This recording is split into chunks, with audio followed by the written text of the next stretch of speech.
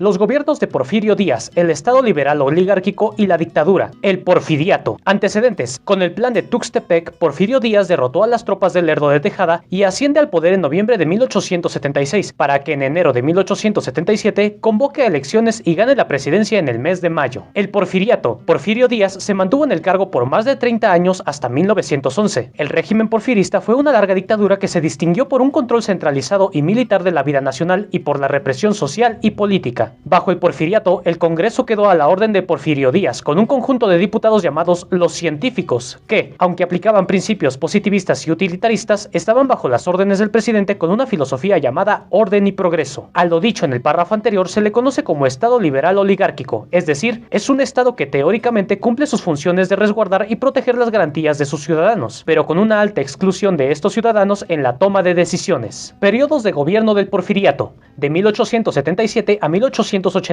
4 años, primer periodo de Porfirio Díaz; de 1881 a 1884, 4 años, periodo de Manuel González a las órdenes de Porfirio Díaz; y de 1884 a 1911, 27 años, varias veces se reeligió a Porfirio Díaz. Los aspectos económicos, sociales y culturales del régimen porfirista. Aspectos económicos del régimen porfirista. Con el régimen de Porfirio Díaz, los capitales extranjeros pudieron sentir mayor seguridad para sus inversiones, por una parte, por la paz aparente que existía, y por la otra, por las concesiones que el gobierno otorgaba a los inversores extranjeros. Estas inversiones fueron desarrolladas en sectores como los energéticos, el agrícola, el textil, el comercial y el transporte. A pesar de todas estas inversiones, la propiedad del capital y los beneficios eran de capitales extranjeros, que explotaban a trabajadores mexicanos con míseros salarios, jornadas extenuantes y condiciones deplorables. Aspectos económicos destacados del porfiriato: aumento de las vías ferroviarias de 500 a 20.000 kilómetros, desarrollo de empresas mineras y textiles, se promulgó la ley de instituciones de crédito, aumento desproporcionado de la deuda pública. Aspectos sociales del régimen porfirista: a pesar del progreso económico que experimentaba el país, la desigualdad entre los habitantes crecía con más celeridad, la vida de los obreros y campesinos empeoraba, a los trabajadores se les pagaba con mercancías y estos, en la necesidad de obtener lo básico, pedían prestado para hacerse con una deuda de por vida. Con estas condiciones se podían observar claramente las diferencias entre clases sociales: los pobres viviendo en la miseria, la clase media al borde de la miseria y la clase opulenta cercana a Porfirio Díaz. Aspectos culturales del régimen porfirista. El desarrollo cultural refleja los mismos criterios que tenía Porfirio para con los capitales extranjeros, a los que se les concedían exageradas concesiones en perjuicio de la población trabajadora. Así, en la cultura, la clase privilegiada prefería la cultura francesa que la mexicana, en los aspectos estéticos y educativos. La estética neoclásica y modernista predominó en la arquitectura, y se construyeron palacios como el de Correos y el Palacio de Bellas Artes. En el aspecto educativo se creó la Secretaría de Instrucción Pública y Bellas Artes,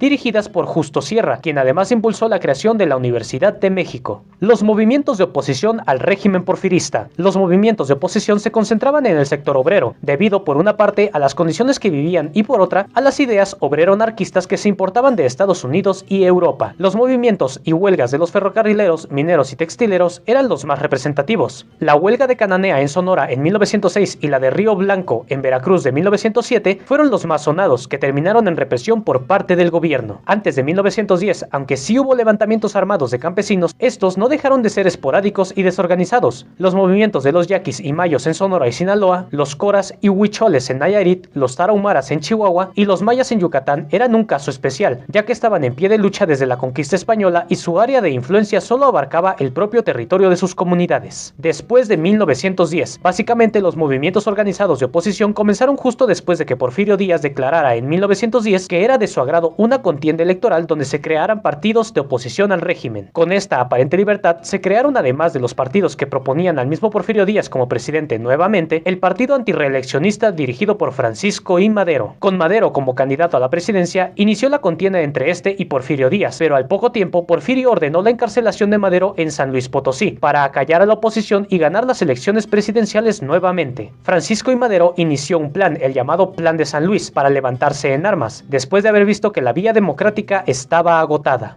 Madero logra escapar de San Luis Potosí y el 20 de noviembre de 1910 convoca al pueblo a levantarse en armas.